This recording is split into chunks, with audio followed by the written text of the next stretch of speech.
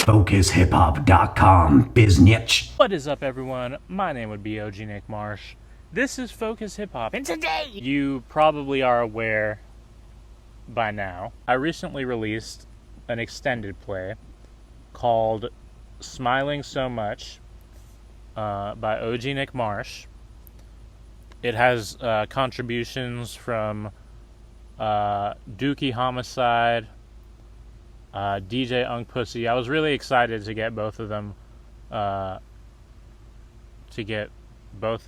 this project.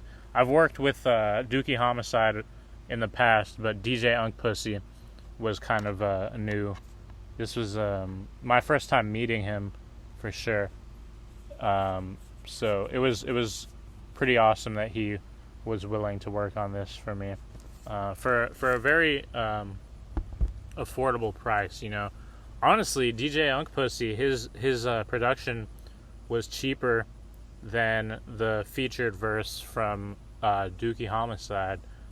Dookie Homicide charges like $10K for a verse. Thankfully, since he fucks with me, he gave me a discount, so I only had to pay $9,800. But yeah, also there's production from Lunar, who you should know. You should be familiar. If you claim to be a follower of FocusHipHop.com, you know who Lunar is. Recurring artists in the Focus Hip Hop, I don't know,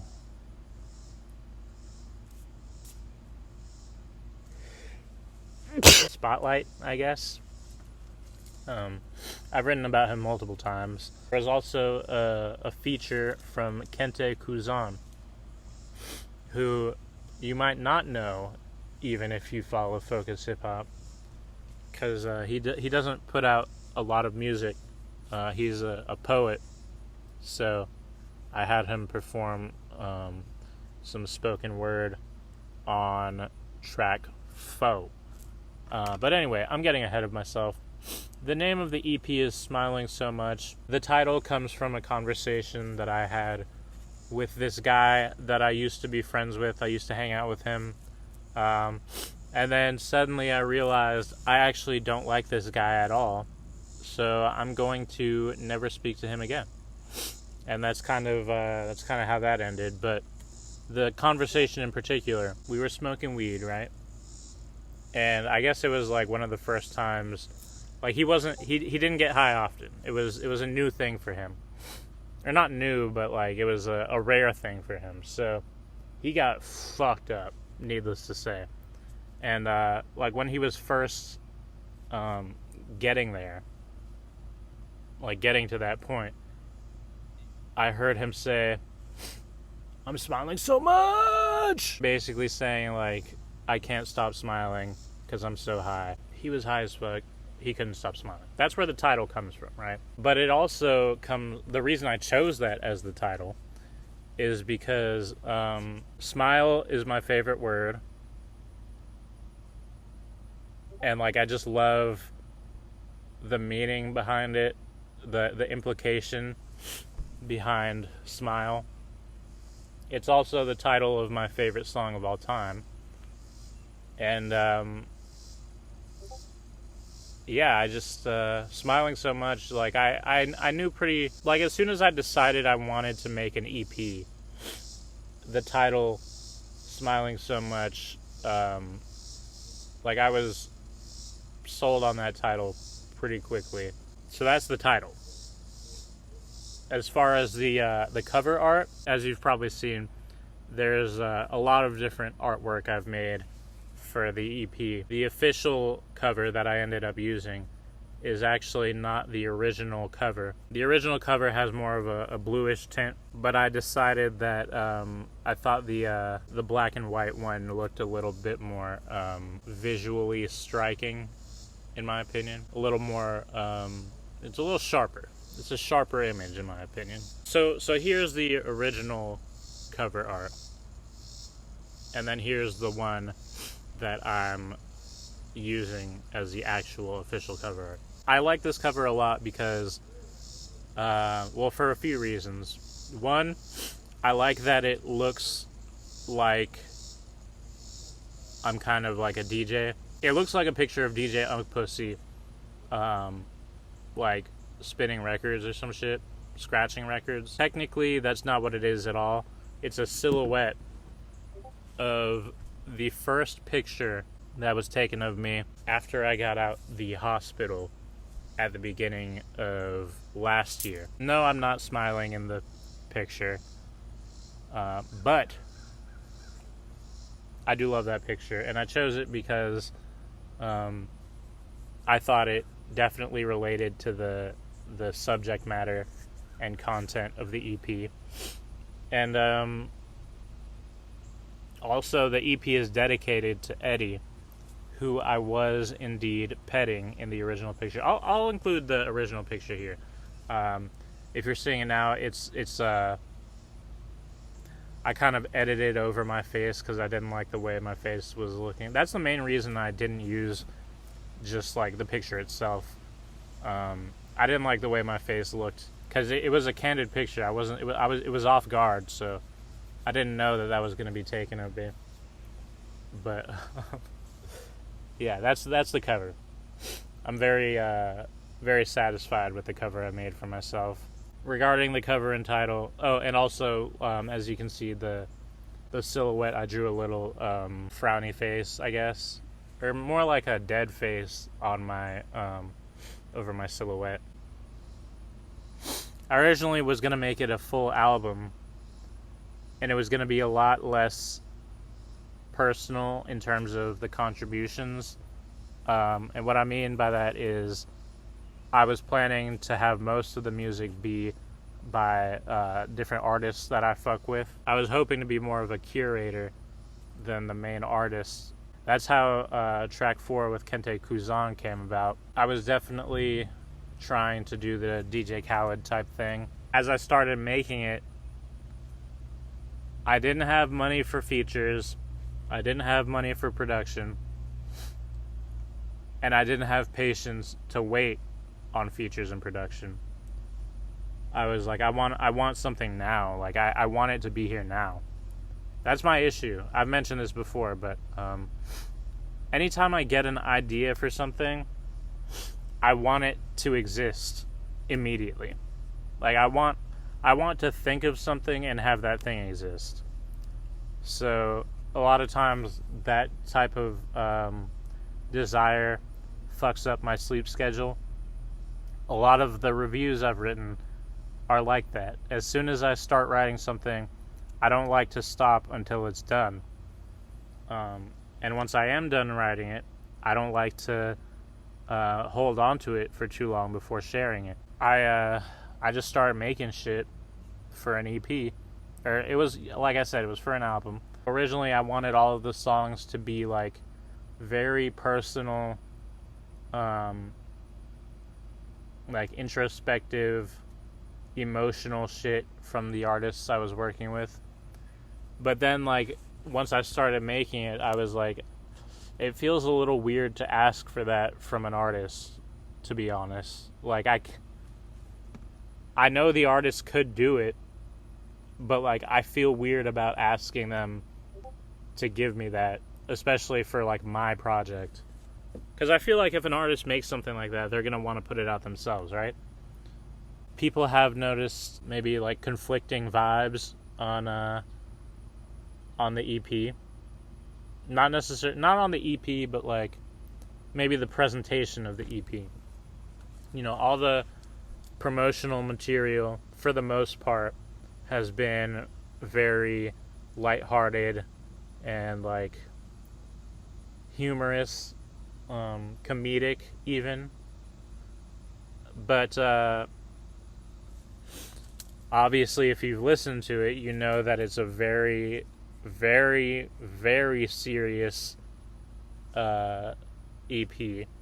Very emotional, very personal, all that shit I was talking about before. It did happen. Like that, I did end up making something that was very, very personal and emotional. People have told me It's so personal and emotional and revealing that it's like an uncomfortable listen, which is cool. Like, that's kind of what I was going for. Like, a lot of, like, multiple people have responded with shock. Okay, well, yeah, that's like the first question I get. After someone listens to this EP, the first thing they ask me is, "Are you okay?" So,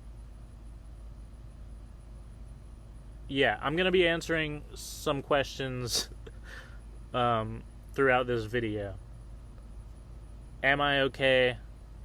The answer to that question is no, I am not okay.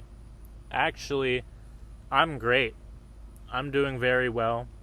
The stuff on this EP, it all derives from stuff that happened to me many, many, many years ago. Nothing. That's not true. But a lot of the stuff that inspired the creation of the material here was stuff that happened pre-2020. So don't listen to this and think that this is an ongoing battle that I'm like holding on for dear life this very moment. That's not what this is. Yes, it's stuff that kind of haunts me to this day, and I'm I think about it every single day of my life pretty much, but in general, I'm not an unhappy person. I don't think I am. But yeah, regarding the aforementioned concept, the juxtaposition between smiling so much and I'm in the mental hospital for over a month,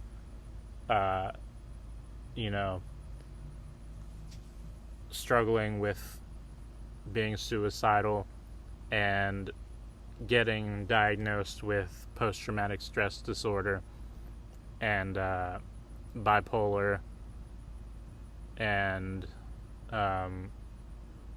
going through a psychotic episode, like that juxtaposition, it comes from it was inspired by the title of Teller Banks's first album with Ed Glorious, which is called The Grotesque and Beautiful.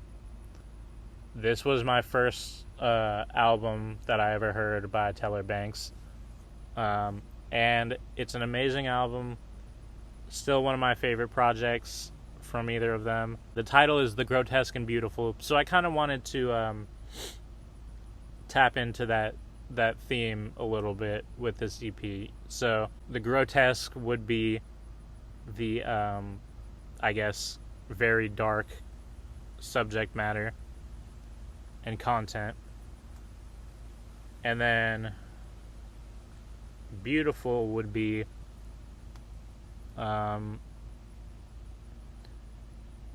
maybe like some of the definitely the promotional material, the meaning of the original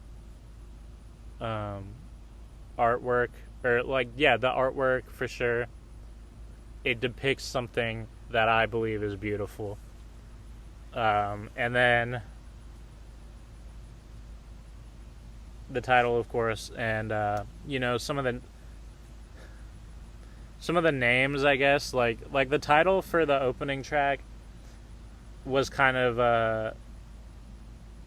I guess in a way it's comedic, but it does tie into some of the other themes, more so than I even realized when I first made it. But I'm more so referring to like the names DJ Unk Pussy and Dookie Homicide. Like those names indicate to the listener that this is going to be a fun,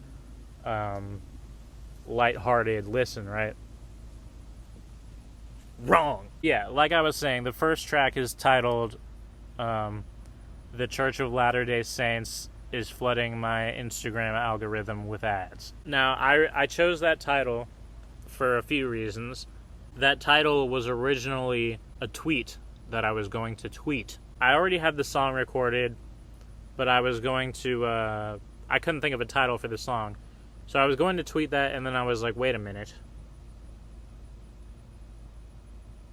I need a title for that song. I chose that as the title for the song. But there's layers to this shit. Layers that you don't even know. Because there's no way anyone would pick up on this just from listening. Like, nobody... That'd be like knowing what I was wearing when I wrote this song. I wrote this song in 2020, in like November. So this is, you know, we're pretty deep into the quarantine. You know, it's pandemic season. I had just gotten broken up with like a month or two before I wrote this song. The main portion of the verse I wrote back then. It was a weird experience for me writing that song because I started writing and then I just couldn't stop. It just like, it was like a spiritual experience for me. Like the bars just like, I started writing lyrics and then they just kept coming. Like I didn't even have to think about it. Suddenly I had a verse, and that's pretty much how it happened. I'm not even lying. Like that particular part towards the end, that flow I tap into where I say, United States of avarice, capitalism has a grip on the branch from which a noose has been hanging like an activist, masochistic, arty, impoverished, who still will champion the very same ideals that got them in a mess they've landed in. Pacifist, but taught by my mom and all that hammer spit. I'm not a pugilist, but y'all make me just want to blame a wig bag of bricks. I'm ready to pass that shit right through some glass to fist the window of a bastard when his shirt has got a badge in it. Like that. There's more after that too. Like I just kept writing different lines, and I was like, damn, like, what is happening? And then, like, I could never do that again. Like, I had that one verse in me, and then, like, if I try to write a verse now, like, that doesn't happen. I can still write a verse now, but not the way I wrote that one.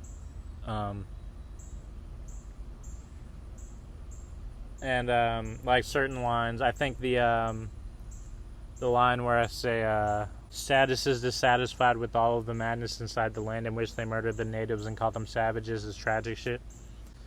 That line definitely arose from me being broken up with by my ex. And I'm happy that, like, even though this verse did come from me being broken up with and heartbroken, there's nothing on the song that's even remotely like me lashing out at my ex. Or like I didn't write a verse that was like, yo, fuck my ex. I didn't make like IDFW You by Big Sean. I didn't do that. I didn't take the Big Sean approach, thankfully. But that line was inspired by my my ex-girlfriend, who is of Native heritage. So yeah, not that I didn't care about that shit before we dated, but, you know, it just felt a little closer to home. But yeah, anyway, let me get to the point. The reason that title somehow relates to the circumstances of me creating that verse is, first of all, it's true. The Church of Latter-day Saints was flooding my Instagram algorithm with ads when I made that song. I looked up, why is the Church of Latter-day Saints doing this? Why am I being targeted by the marketing team for the Church of Latter-day Saints? And come to find out, the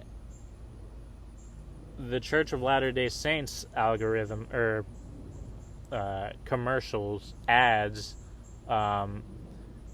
they specifically go out of their way to target men who are, one, lonely, and two, unhappy. So, since I had been broken up with and was lonely and unhappy, I was getting bombarded by Mormons trying to recruit me into their cult, basically. Probably a little controversial to refer to that as a cult, but you know what? I don't give a fuck. Fuck that. Like, I'm not interested in being a part of your little freak show, basically.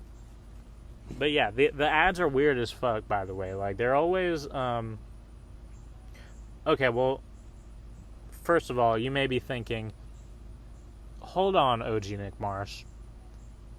Timeline-wise, this doesn't quite add up. You got broken up with towards the end of 2020. By the way, it's really fucking hot out here, and I'm sweating. Anyway, I think it still connects. Like, I think it still works a little bit. I think it still works. But yeah. Woo! Jesus, it is hot. Okay. Oh, Lord.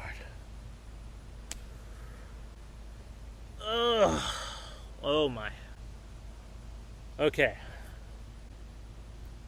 Anyway. Yeah, the Instagram, the Latter-day Saints ads are weird as fuck, by the way.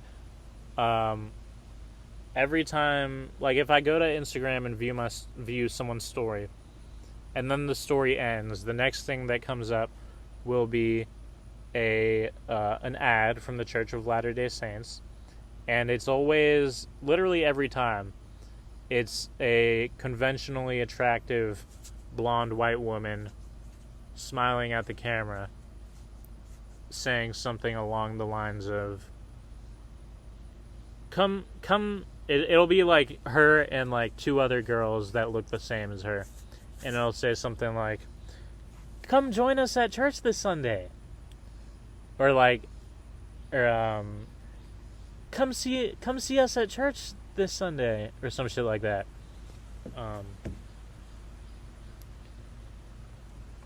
Wanna see more?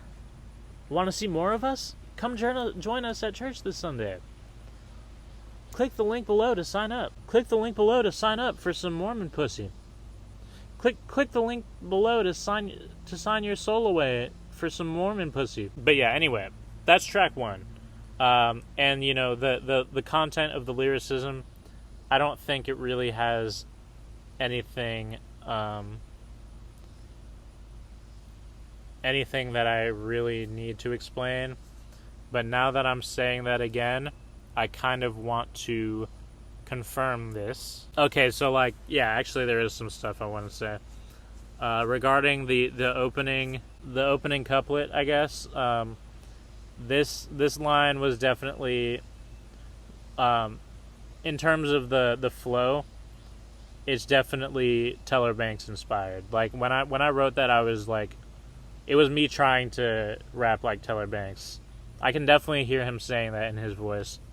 And it was a lot of it was inspired by his verse on Empty Stomachs by Sequence. Like his voice, I could hear him saying, "We survived off of the smallest portions. Had no resources on the course towards wherever the glory sources." Like I definitely could hear him saying that. But yeah, that particular part of the like everything before I start saying the linking with my partners near Central Park line, that all the stuff before that was written later on. Like the intro to that verse basically was written probably like around 2023 or 2024, and then also the last 4 bars on the song were written while I was in high school. Actually, I was like 16 when I wrote those last 4 lines. And did this nigga? I think somebody just told me that I think somebody just DM'd me to tell me that I rap like Tech-9. And I think they meant it as a compliment. And I have to say, I'm flattered by them meaning well. But I'm a little ashamed that my rapping was giving Tech-9. I have to say that's kind of a blow to the ego, for sure. For sure. But I mean, that probably makes sense. Like I'm sure this verse would have been a lot different, a lot maybe like less syllables, a little slower paced if I didn't fuck with Tech-9 in high school. Like if when I was in high school I never had a Tech-9 phase, I'm sure this verse would be different. But yeah, that's funny as fuck. That's hilarious actually. But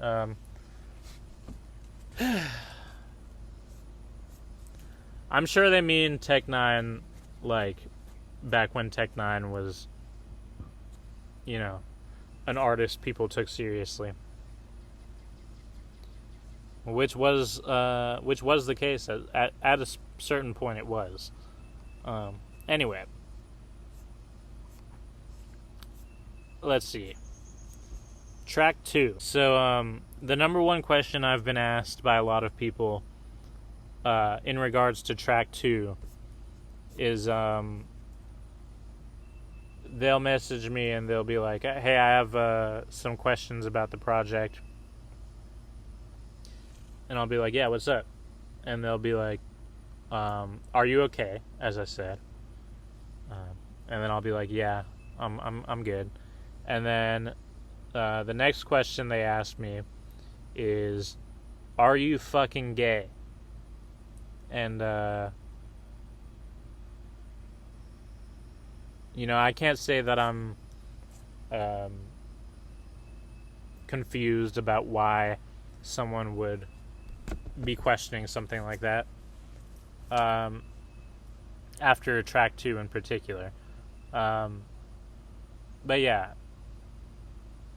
no, I'm not gay actually. I'm 100% heterosexual. There's probably you know, you'd be hard pressed to find a straighter man than myself, in my opinion. I'm as straight as they come, basically. I'm as straight as they come. In fact,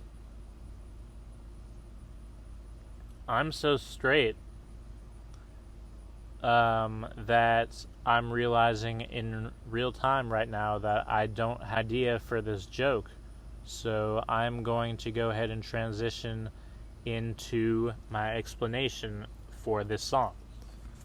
So, the reason that people ask me, am I queer, after hearing this EP, is because this song is, very indirect, and it's about, let me just say it. This song, Hey You Okay, is about an experience I had when I was 6, where my best friend sexually assaulted me, and it was really bad. Yeah, it was really, really bad. I've spoken about it. I've written about it a couple times. Like I don't. I've mentioned it before. That's how I'll say that. I'm not going around, telling everybody that I was a victim of sexual assault as a 6-year-old. But I've also never really avoided the topic. If it comes up, it comes up, and I'll talk about it, basically. But that said, I'm a human being like everyone else, so there are ways to approach the subject that I'm more comfortable with than others. I've definitely regretted telling people before. I've definitely had conversations where I reveal what happened to me and then felt instant regret based on, the other person's reaction or response. But yeah, I was pretty badly sexually assaulted multiple times, mind you, by the same person when I was 6 years old. And this song is like pretty much about that. It's about that and only that. Again, kind of the smiling so much about fucked up shit concept is fully present here. The instrumental in the background, in my opinion, is very pretty.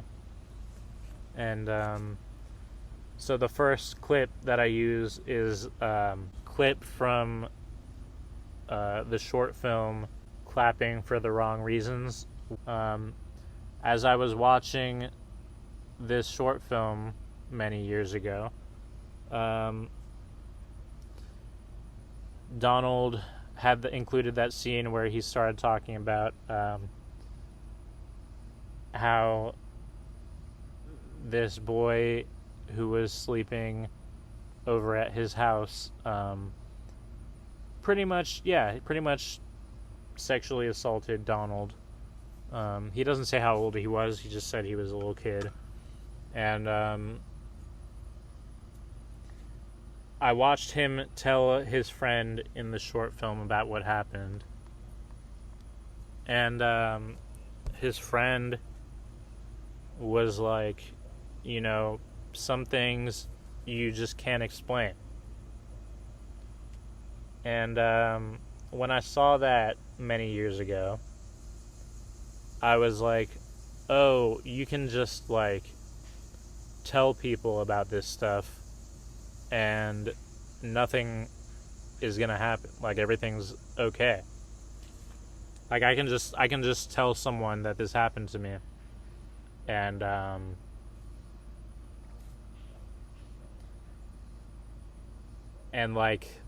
not gonna be ridiculed for it. I'm not gonna be, I'm not gonna lose relationships over this.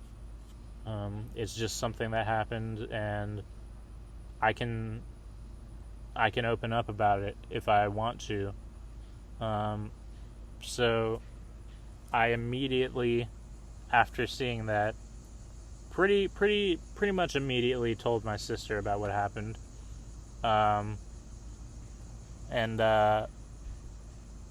Yeah, I told her, and she instantly started sobbing.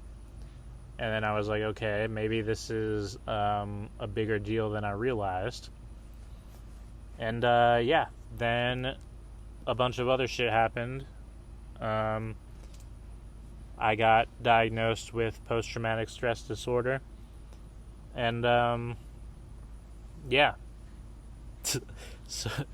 So that's why I included that clip. That's like a very important. That's also why my favorite album of all time is my favorite album of all time, by the way.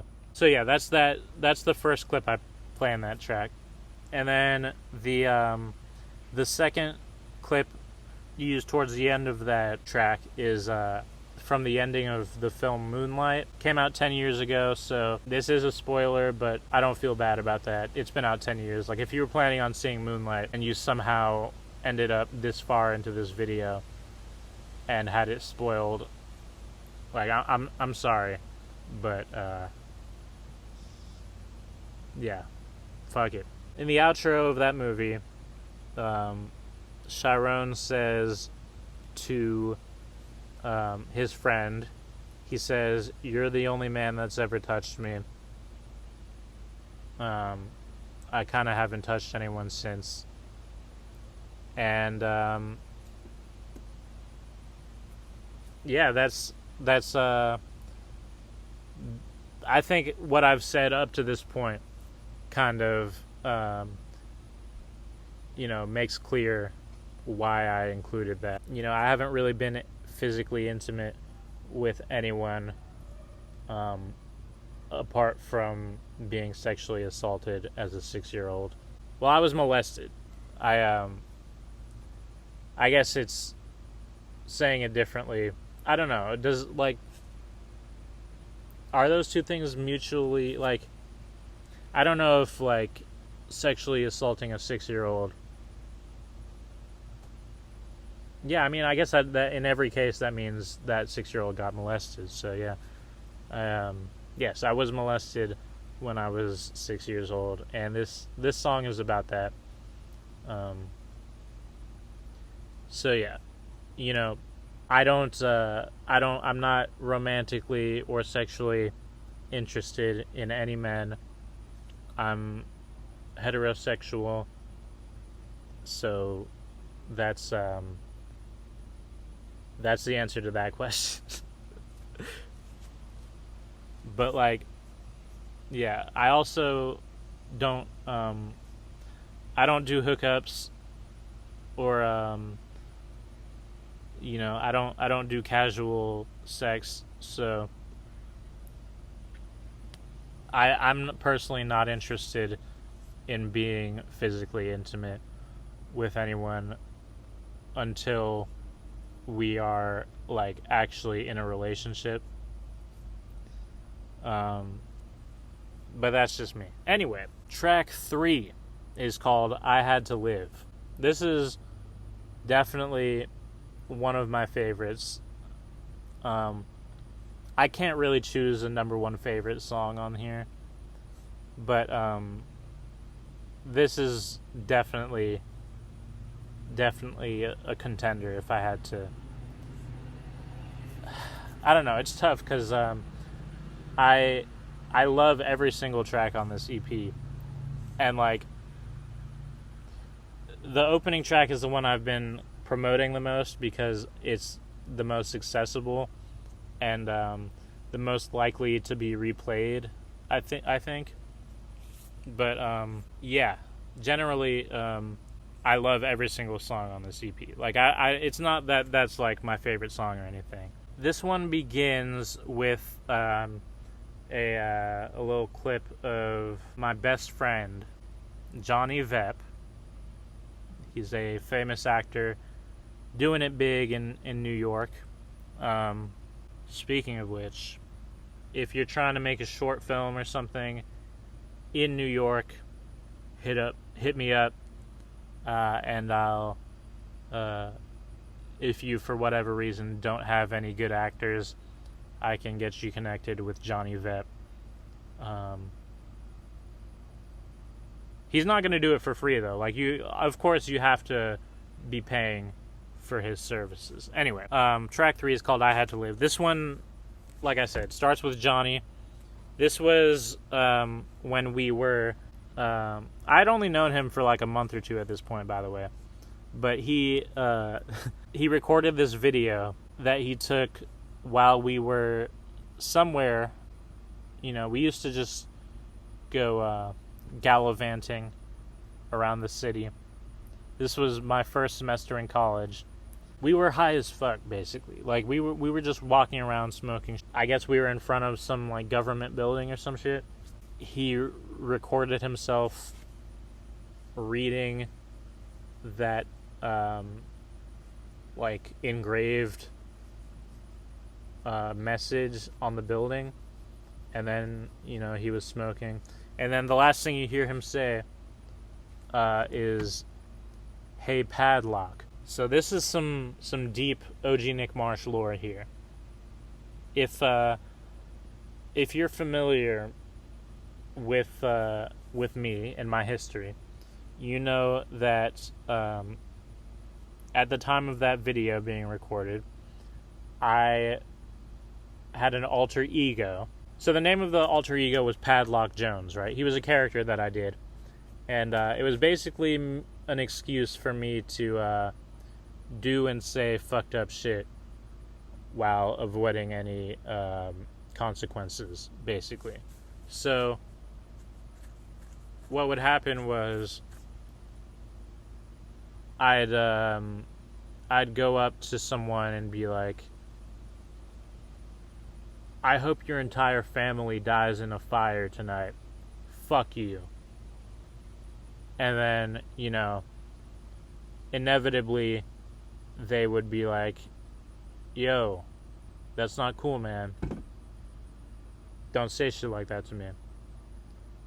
And I'd be like, "Yo, relax, bro.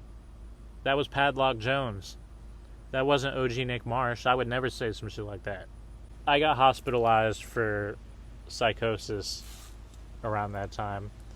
And that was a big reason why. It's because I was living like I was in a video game. And, you know, my character, Padlock Jones, was fucking shit up. But yeah, so he's saying, "Hey, Padlock." That's that character. That's what all that means. Now, the title, I Had to Live. This title comes from a documentary that I saw recently.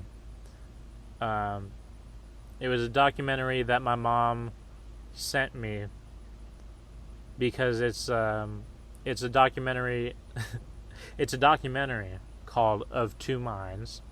And Of Two Minds, it's a documentary about people living with bipolar disorder. Now, I watched this documentary called Of Two Minds, and I thought it was good. I'd give it like a strong 6 to a light 7 out of 10. And the reason I wouldn't go any higher than that is because it's only white people in the show, pretty much. Like they have a couple different black people in there as props, but they don't. I don't think there's a single black person in the movie that has more than like 3 or 4 lines. You know, there are like 3 or 4 characters who we follow their whole journey. Like we know their whole story over the course of multiple years. But the black people in this movie, they're kind of just like, you know, they have a line or two on the side. That was my issue with it. But there's one guy in it who he's describing one of his suicide attempts, and obviously he failed with said attempt, and he says I had to live,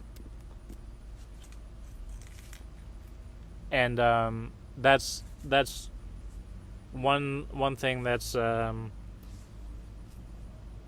was very it resonated with me a lot, basically, because I don't know if any of you watching this have ever attempted suicide, but I have, and every time I've done it, I've failed. And like, that's one thing I realized. It's actually a lot harder to kill yourself than people realize. It's not easy to kill yourself. I think that's a thing that people get misconstrued a lot. Suicide is very challenging. I had to live. Like, we have to live. Like, that's the reason I'm alive is because I have to live. Like, I can't just give up. Not the way I thought I could. Anyway, track 4. This one's called. We're almost done here. Thank God. I knew this was gonna take a long time, but I guess I didn't realize most of it was just like the first couple tracks that would take long. Track 4 is "Time Out the Harm." This one is performed by my friend Kente Kuzan. I believe I'm pronouncing that right. Kuzan.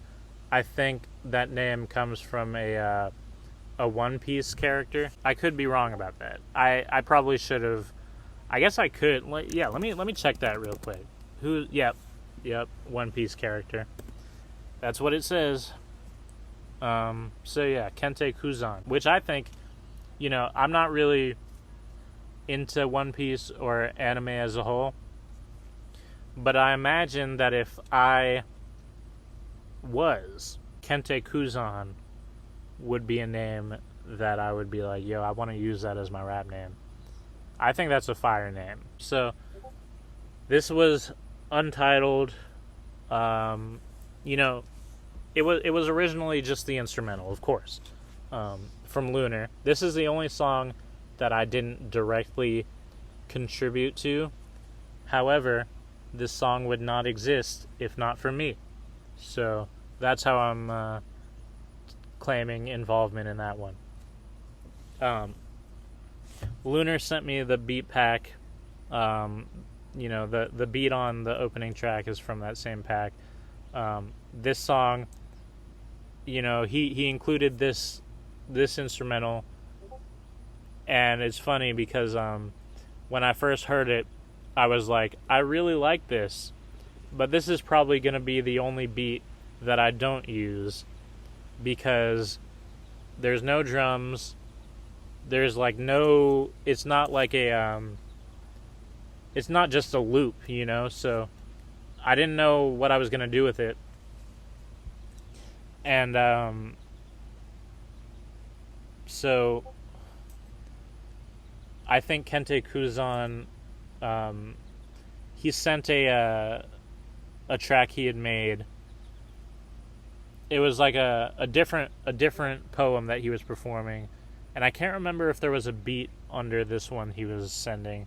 He might have, it might have been like a freestyle over someone else's beat, or not freestyle, but you know what I mean. He might have been using someone else's beat. So I messaged him and I was like, "Yo, it'd be cool if you ever want to try doing something over a beat or an instrumental. I'm working on this album, and it'd be cool to have a contribution from you on it." We started talking a little bit. I was like, actually, I have an instrumental that I think I might try to get you to do some spit a poem over or something. So I sent it to him, and he was like, "Yo, I love this. I got something for this right now." And I was like, He sent that like an hour after I sent him the instrumental. So yeah, that was the song, and it was just like that. Like it was done. Eventually he did send a new recording, and like kind of adjusted the audio a little bit, so like the beat was more like he mixed it, basically. He mixed it better. So I'm trying to think if there was any other additions other than that. Yeah, I mean, outside of that, I just so the version I'm used to isn't as good as the version that ended up being released on the EP.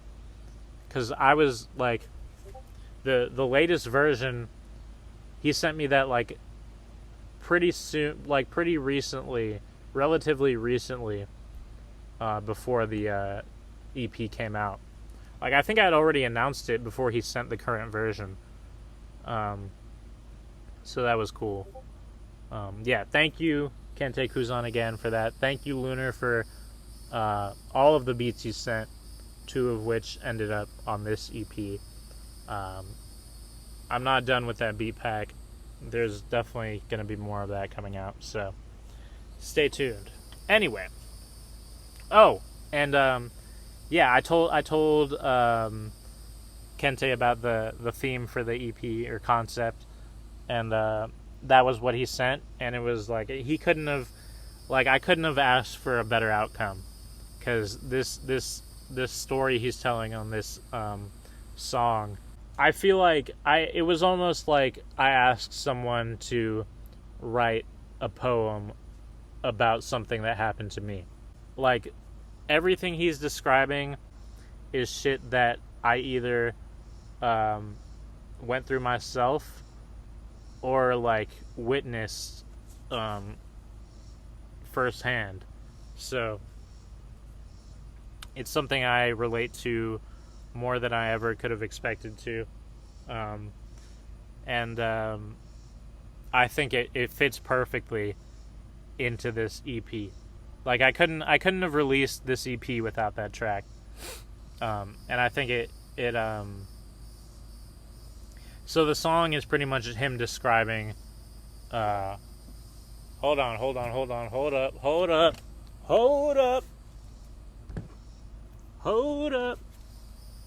The song depicts or it tells the story of the narrator needing to enter a behavioral health hospital. I don't think I could have told that story myself. Yeah, thank you again, Kente Kuzan, for being a part of my EP. Final track 5. This one, I might not have that much to say, but I probably will. I don't know, fuck it. So this song, I really like the way the EP was sequenced, because I think track 4 leads into this one really nicely. Track 5 is called How Bad It Gets, and it's because that song is basically me at rock bottom when I was hospitalized for a month. It was like February 28th to March 18th or some shit like that. I got out of the hospital after being in there for a month. When I looked at my phone, that voicemail was there. So I listened to it,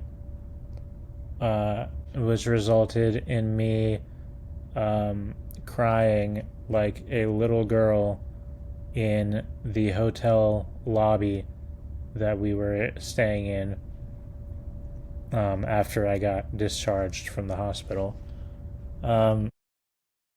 And for like probably over a year, literally every single time I listened to that voicemail, I would cry really hard. And it's rare. Stuff like that is rare, you know, where you can just like Like when I pressed play on that, it was like me pressing play. It was like a button that makes me cry. It was like an automatic cry button, um, which was kind of nice at times because like if I needed to cry, that helped a lot. When I hear it, like when I listen to this EP as a whole, I really like this song musically. Actually, that instrumental that I made. It's a melody I came up with just fucking around on my keyboard. It's like one of my signature melodies that I came up with myself when I was just fucking around. And I was like, I gotta use this for something. I think I might end up using it the same way. You know, like Kid Cudi, the way he uses the In My Dreams melody. I think I might try to do something like that, but we'll see what happens. Regarding the actual content of the song, like the voicemail, I don't cry every time I hear it. I cry sometimes when I hear it. But usually it just sends me into like fight or flight mode. Kind of gives me a mild panic attack. Mild anxiety attack, I'll say that. It's definitely hard to listen to for me, but probably not for the same reasons as other people. Like, in some ways, it's not hard to listen to because I do really like that instrumental, and I really like the kind of, like the reversing effects on the piano. Give it this kind of like, maybe nightmarish is a bit extreme, but kind of like a unsettling, but dreamy at the same time. So kind of nightmarish, but not like full blown nightmare type shit. It's like that feeling right after you come down from an acid trip, where you're kind of like, oh, life is meaningless, and I'm gonna die, and then everything will just be over, and there's nothing after that. That's kind of how that instrumental makes me feel, but I like that about it. So yeah, I did release 2 bonus tracks on a release called This Right Here Is My Swag. I'm going to talk about those as well, but only for Patreon subscribers.